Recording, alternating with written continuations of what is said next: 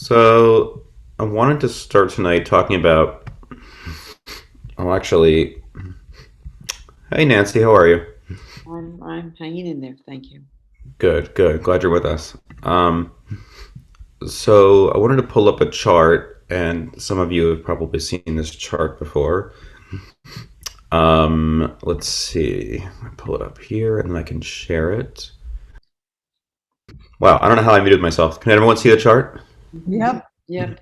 Yep. So, so the Omer chart is a tool that we use to count the Omer that has to do with a Kabbalistic principle called the Sphirot, which are levels of divinity.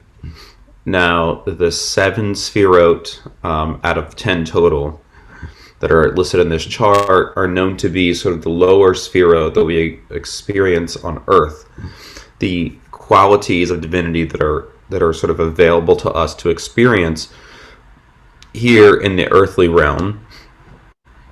The first week, as you can see, was the quality of chesed, loving kindness, and benevolence.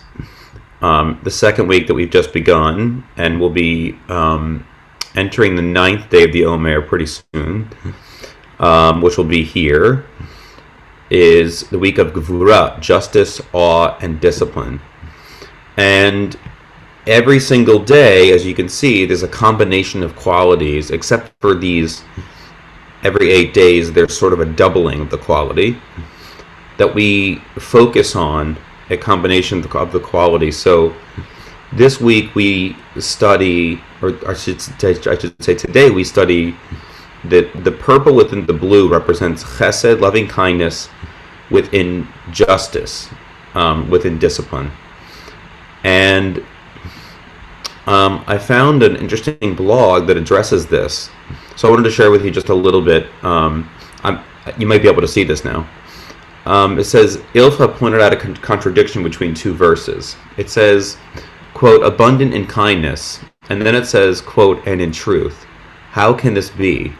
How can God be kind and at the same time rigorously adhere to the truth? He reconciled the two. At first, he judges with the attribute of truth, but in the end with kindness.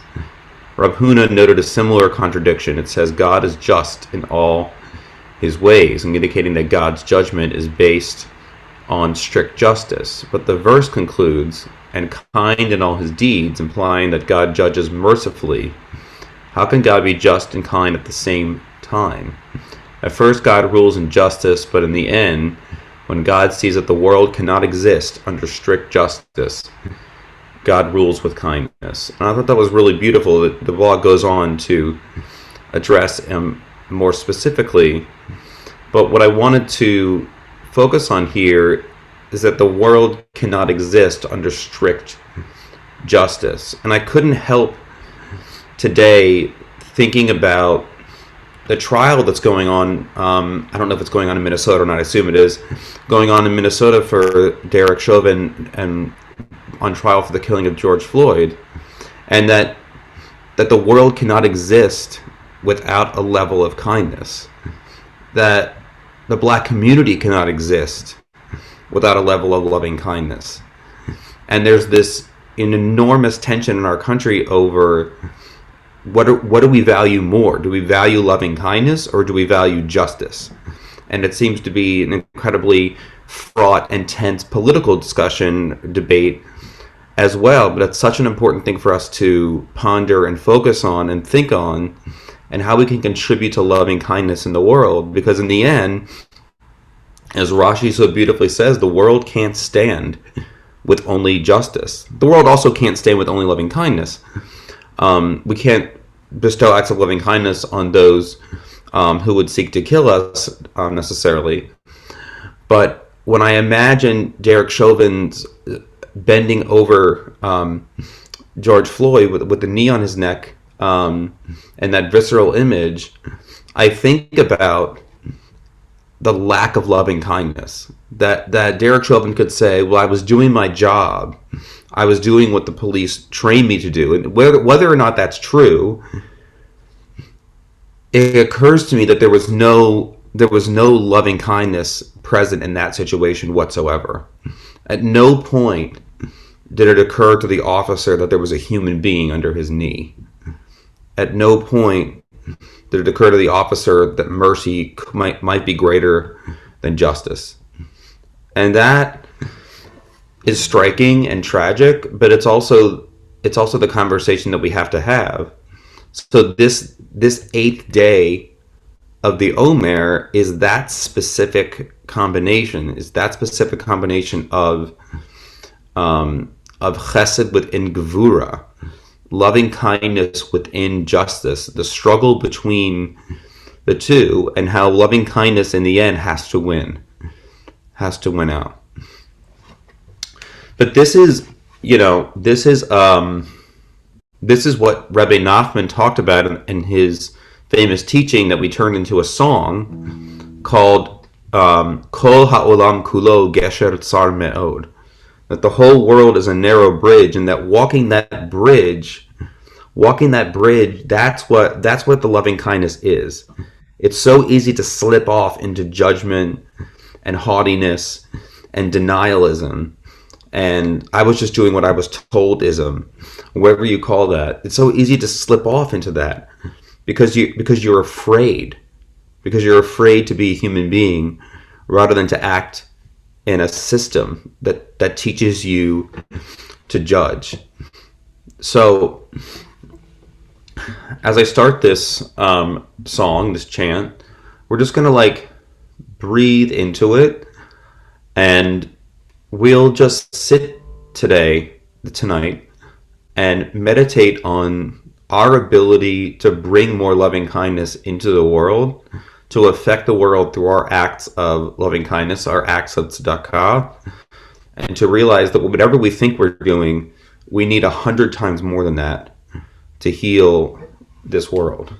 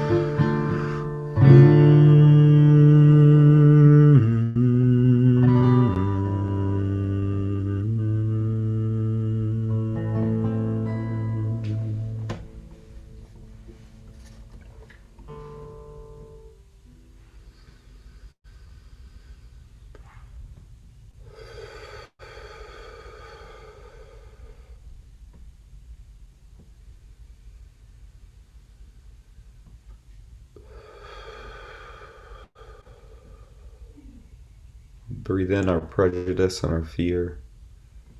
We'll breathe out acceptance and an abundance of love, warmth, understanding, empathy.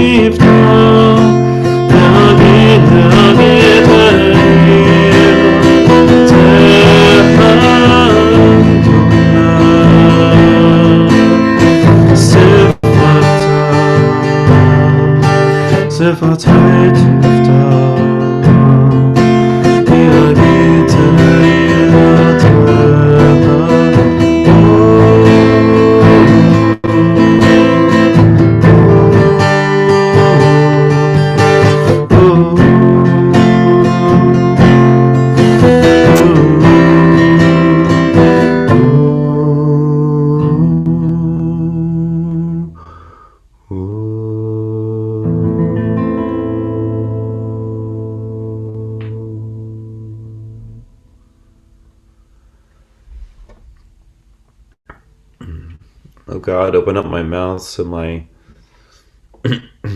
lips may declare your glory, your praise.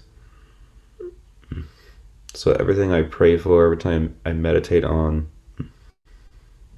is L'Shem Shamayim, is for the sake of heaven, is for the sake of the divine, that I hold myself within the embodiment of loving kindness and within Gevura, with strength and justice, and having the discipline to carry out loving kindness over justice when it is necessary. Having discipline to see you in our fellow human beings.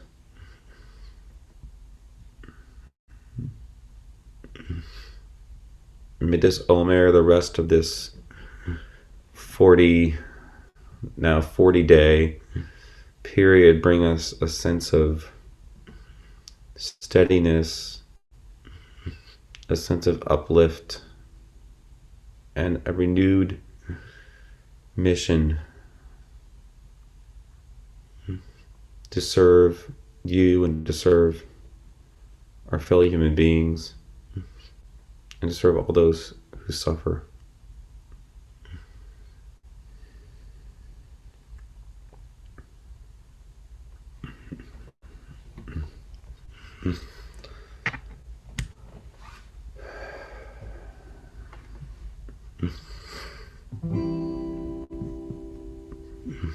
In a moment, or I should say in an hour, we'll be able to count the 9th day of the Omer, and the 9th day of the Omer will be justice and awe and discipline. Awe within justice, or justice within awe, or just to study what it means to be in awe of this world. to be in awe every day as we get up. And when we're together again next Monday, it will be the week of Tiferet. It'll be the week of Tiferet. It'll be Rosh Chodesh Iyar, beginning of the month in which we celebrate Yom HaAtzmaut. And we will talk about beauty, harmony, and compassion. So we'll bring our hands to heart center, and we'll end, as we always do, with the Shema.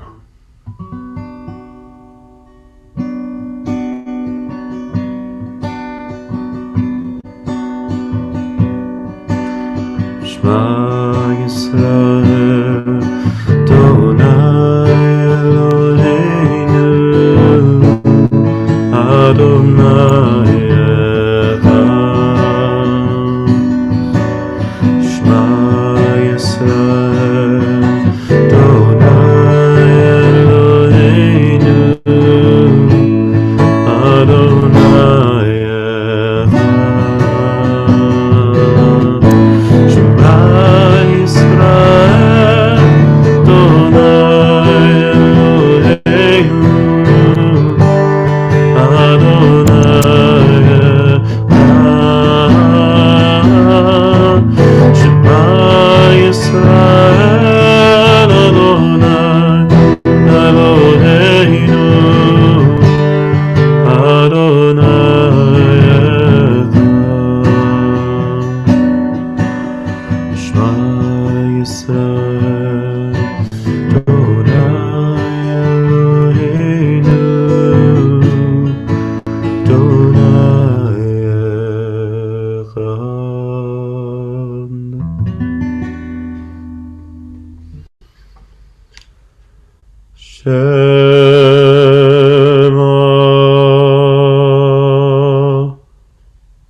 Shema Yisrael, Adonai Eloheinu,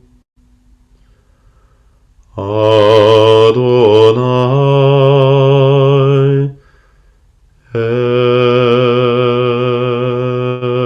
Echad.